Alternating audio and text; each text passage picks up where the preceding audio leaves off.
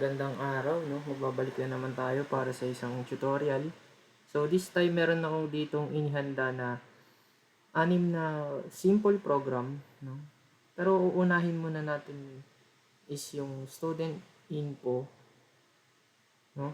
So basically, una gagamit tayo dito ng ng mga input functions para makapaglagay si user or programmer ng ID, name, section. Pwede naman yung random kasi naka-ano naman tayo, naka-string naman tayo dyan.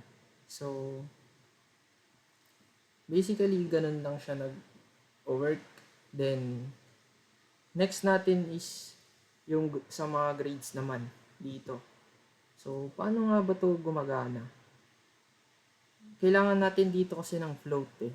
Kaya naglagay ako dito ng float na data type kasi ang grades, 'di ba, may mga decimal places 'yan. So basically dito magi-input ka lang din ng grades. Pero kailangan ng ng float. Then next natin is kung paano siya mako-compute. Ito yung average. Grades plus grades 2 plus grades 3. May yan, may parenthesis yan both ends, tapos meron siyang division or slash. So basically, paano nga ba gumagana yun? I-divide lang natin by 3 kasi tatlo yung grades, 'di ba, na in-input ng isang user. So simple lang naman yun, 'di ba? So then next natin is etong print, no? Nandito naka-formatted na siya. So ipapakita natin lahat ng information sa isang formatted report or formatted na print.